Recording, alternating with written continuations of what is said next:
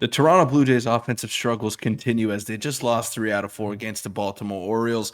They did not score many runs in that series, and now they have 3 games coming up against the Boston Red Sox, so it doesn't get any easier. However, help is on the way as they just called up Davis Schneider, one of the top prospects in the organization who has been absolutely mashing at AAA Buffalo. So we'll break that down on this episode of Jays Digest, as well as Trevor Richards. He hit the IL, unfortunately, so we're going to come up with a backup plan. Stay tuned for what's coming up next.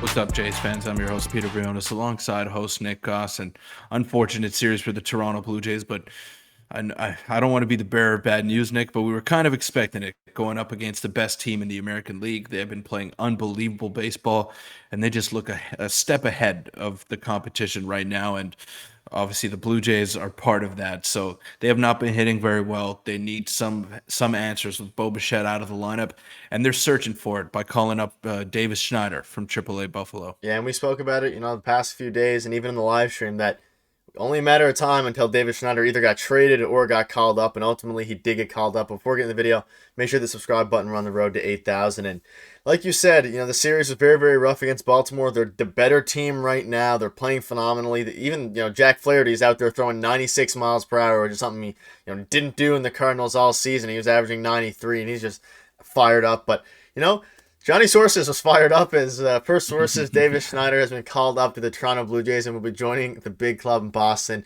Please credit when it happens. Hashtag Johnny Sources from, of course, the Gate 14 podcast. So shout out to them. And, of course, shout out to VD about an hour ago. We're recording this late Thursday evening, saying and confirming that Davis Schneider is indeed en route to Boston. He's not on the 40-man roster, so the Blue Jays will need to make a move. Amazing story for him. We'll get into his stats and stuff in a second. But, Peter, offense is on the way, and we don't know who's getting sent down or DFA because it'll be a 40-man roster move, and we probably won't know till late tomorrow night. Once closer to game time, they usually wait to make those moves. But Davis Schneider is on the way, and it's very, very exciting if you're a Jays fan in a day that did not have a lot of excitement. Absolutely. Now you got to believe that it's probably going to be Thomas Hatch, Yeah. but first and foremost, just congratulations to Davis Schneider. This is a dream coming true for him, and hopefully he can come in and provide some relief for the Blue Jays because they need any help they can get at this point in time. They have just not been hitting the baseball. They haven't been driving guys in runners scoring position. It's been the story of the season, and they're still 10 games over 500. The pitching has kept them in each and every game that they've played in, and they can't win you every game. You gotta drive some guys in every now and then. So Davis Schneider, I do expect him to start at second base pretty consistently. I expect Whit Merrifield to shift over to left field, and Dalton Varsho is probably going to lose a lot of at-bats here in the near future, and that's the way it should be. You got to see what you have in Davis Schneider. He's been sitting in the minors all this time, all season. He has the most home runs out of anyone in your organization, whether that's Major League, Double A, A ball.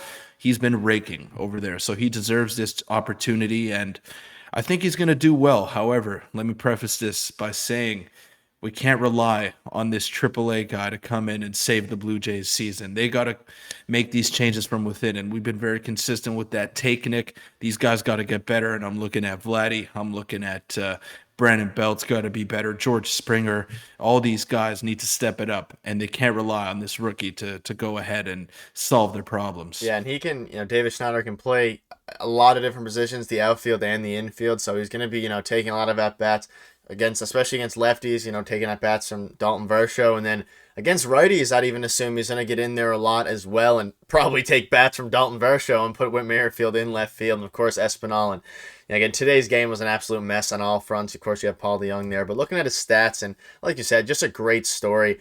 He hasn't really been a guy throughout his career at all. He obviously had some great, minor league seasons, but he really came storming this year. 87 games, a 969 OPS, 21 home runs, which, Peter, you said it, and they said it, on the, I think it was a Ben Smith podcast, whatever it was, the most home runs in the Blue Jays organization, including the major leagues. And if you told me, this before this, it wouldn't even make, any sense at all, but just so many underperformers, especially from the power standpoint. Matt Chapman's, been ice cold. Vladimir Guerrero Jr., none of our power guys managed to hit. Even Brandon Belt's not really hitting, for power, although he's having a very solid year given, what he is. But Davis Schneider, don't expect too much, but he has to provide something. And look at that on base percentage. And for a guy who Mhm. strikes out at a decent rate, 86 times in 87 games, his on base percentage is through the roof. He has a phenomenal eye.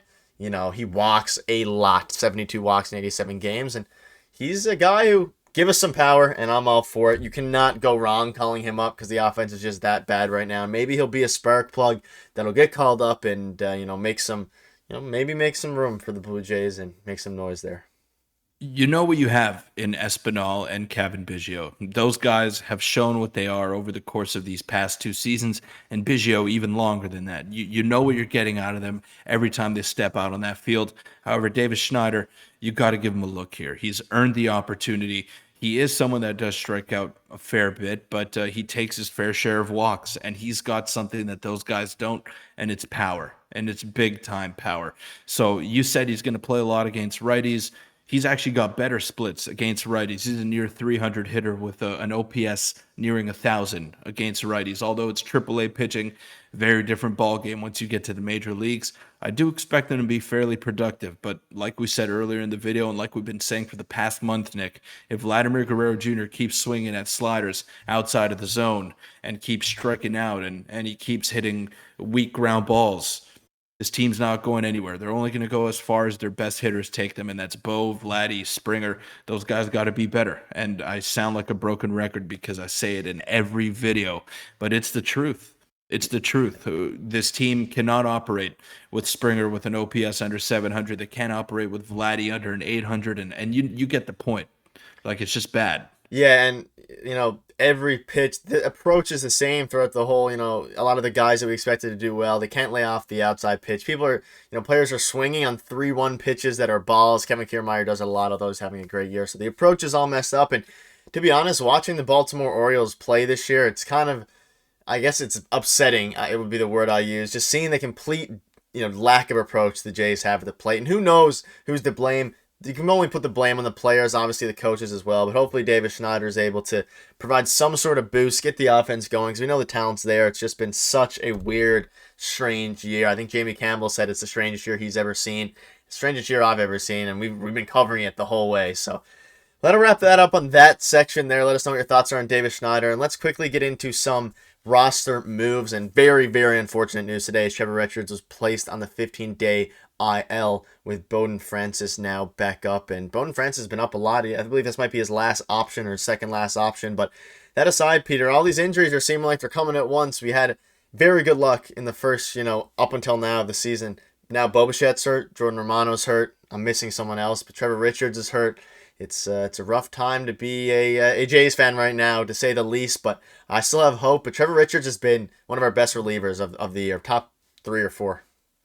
Yeah, he's been their best reliever when you look at strikeout rate. He's the guy that has the most whiff percentage, and his changeup is one of the filthiest pitches, not only on the staff but in all of baseball. And the Jays have been very lucky with injuries. They've escaped a lot of serious injuries. They haven't had guys hit the IL, and it happens. It's inevitable in a 162 game season. Unfortunately, it's happening at the wrong time when they're playing a lot of games in a lot of days. So these are three key guys. It's not like it's Thomas Hatch hitting the IL.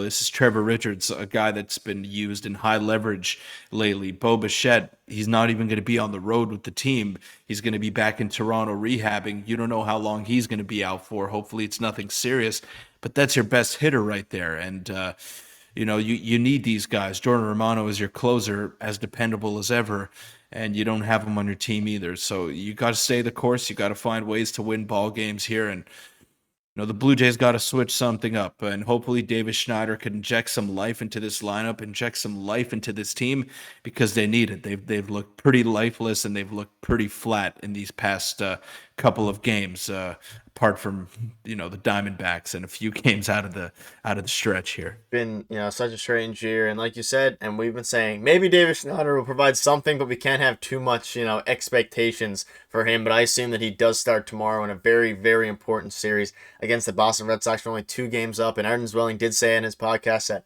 people he's speaking to makes it seem like it's a matter of weeks as of days for Bo Bichette. But Bo Bichette loves playing, so maybe he'll try to get that out there earlier than expected. But that'll wrap up the video. Stay with it. Stay with the course, and I think the Jays will hopefully start to get it going. I feel like we've been saying that all year, but maybe Davis Schneider can come Yeah. up and get there. But shout out once again to Johnny Sources for breaking the news, and shout out to him. And we'll catch you guys in tomorrow's video, and hopefully the Jays can take a big win in Boston. Thanks.